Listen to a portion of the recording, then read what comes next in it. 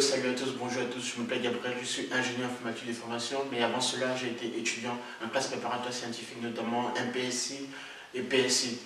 Voilà, le but de cette vidéo c'est pouvoir aider les étudiants ou élèves en classe de terminale S de pouvoir amorcer une bonne classe de préparatoire scientifique et pouvoir avoir un bagage en matière scientifique, notamment en mathématiques, assez conséquent.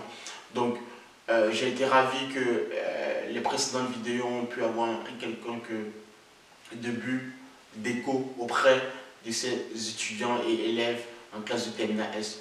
Aujourd'hui, nous allons parler d'un sujet important en classe de terminale S et c'est un sujet qui m'a été recommandé, donc je vais dans cette vidéo voir avec vous comment est-ce qu'on peut aborder cette question. Donc sans plus tarder, passons au sujet de la vidéo. Aujourd'hui, nous allons voir ensemble comment est-ce qu'on peut calculer la limite d'une fonction à un certain nombre de points donnés. Donc ici, nous allons prendre cette fonction et évaluer la limite, si tant est qu'elle existe bien sûr, en 0 et en l'infini. Donc disons en plus l'infini par exemple. Ok. Donc c'est le sujet de la vidéo. Let's go. Au préalable qu'on va pouvoir calculer la limite de la fonction f au point 0. Avant de pouvoir faire cela, je vais d'abord voir à quel point la fonction f est définie, donc connaître tout simplement le domaine de définition de la fonction f. Je remarque qu'ici, pour que la fonction f soit définie, il faudrait que son dénominateur soit différent de 0, donc x carré moins x différent de 0, et que là, l'expression x plus 1 soit supérieure ou égale à 0. Donc ceci veut dire à la fois que x, donc en écrivant tout simplement ici, facteur x moins 1 soit différent de 0 et x supérieur ou égal à moins 1. Donc là, tout simplement, x doit être différent de 0 et x doit être différent de 1. Donc on peut écrire que le domaine de définition de la fonction f, c'est tout simplement l'intervalle, donc moins 1 plus l'infini, en excluant les points 0 et 1. D'accord? Voilà. Donc f est défini sur de moins 1 à plus infini sans la prise en compte des points 0 et 1. Donc on va pouvoir calculer la limite de la fonction f au point 0. Si l'on prend l'expression de la fonction f telle que donnée, on remarque que ici au numérateur, lorsque x tend vers 0, là en remplaçant tout simplement, nous avons 0. Et de même que le dénominateur, lorsque x tend vers 0, nous avons 0. Ce qui veut donc dire que on obtient 0 sur 0 lorsque x tend vers 0 pour cette expression telle que donnée. Et là, on n'est pas capable de pouvoir conclure sur la limite de la fonction f au point 0, puisque 0 sur 0 est ce qu'on appelle une forme indéterminée. Donc, en face d'une forme indéterminée, qu'est-ce qu'il faut faire? Il faut tout simplement lever l'indétermination. Lever l'indétermination veut dire qu'il faut trouver une méthode ou un moyen autre que celui déjà utilisé pour pouvoir évaluer la limite de la fonction f ici au point 0. Puisque nous avons la racine carrée au numérateur pour la fonction f, on va pouvoir utiliser la méthode de conjugaison. La méthode de conjugaison veut dire donc de pouvoir faire passer la racine carrée qui se trouve ici, en l'occurrence au numérateur, au dénominateur. Donc la conjugaison, on va l'écrire comme ceci. Donc là, nous avons l'expression x plus 1 moins 1, x carré moins x. Conjuguer le numérateur veut dire qu'il faut multiplier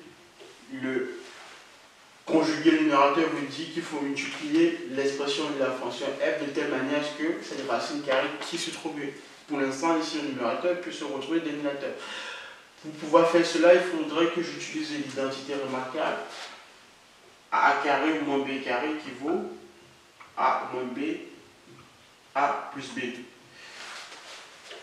Comme nous avons lu racine ici, on va considérer que A c'est racine de x plus 1 et B c'est 1. Donc son expression conjuguée pour pouvoir obtenir la racine du dénominateur va être tout simplement racine de x plus 1 plus 1.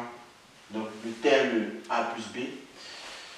Donc ici on multiplie bien évidemment le numérateur et le dénominateur par la même expression, ce qui ne change rien à l'expression donnée. Donc là, par identité remarquable, donc A carré moins B carré, donc au numérateur nous avons x plus 1 moins 1 sur le dénominateur qui ne change pas, x moins 1 racine de x plus 1 plus 1. D'accord? Par simple simplification, 1 moins 1, donc ce qui fait 0. Ici, x, on aura x au numérateur, et au dénominateur, nous avons x également qui s'y trouve. Par simplification, bien évidemment, dans le domaine de définition de la fonction f, nous avons l'expression de f, donc f qui s'écrit encore comme 1 sur x moins 1, x plus 1 plus 1. Alors, on remarque qu'avec cette expression, on peut aisément travailler pour pouvoir calculer la limite de la fonction f au point 0, puisque là maintenant, au numérateur, donc lorsque x tend vers 0, au numérateur nous avons 1, au dénominateur nous avons moins 1 et racine donc, de 1 plus 1, ça fait 2, donc là ici, moins 1,5. Donc la limite de la fonction f lorsque x tend vers 0, c'est tout simplement moins 1,5.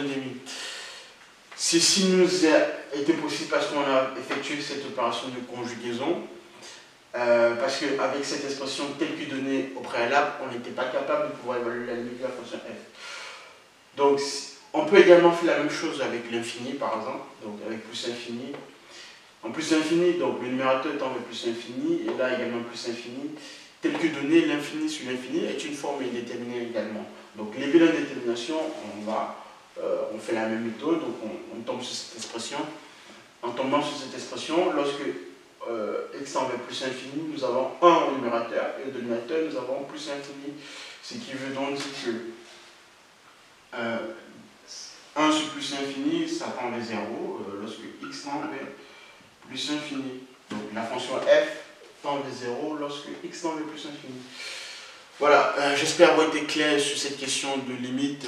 J'en reviendrai de toute façon dans les prochaines vidéos avec des astuces de conjugaison et méthodologies liées au calcul des limites. Sur ce, si vous avez également des questions qui vous échappent sur ces notions, vous pouvez les poser en dessous de la vidéo ou me contacter. Et je précise également que je peux vous aider pour ceux qui sont en classe de terminale S et qui aimeraient effectuer une classe préparatoire scientifique avec un bagage en mathématiques conséquent.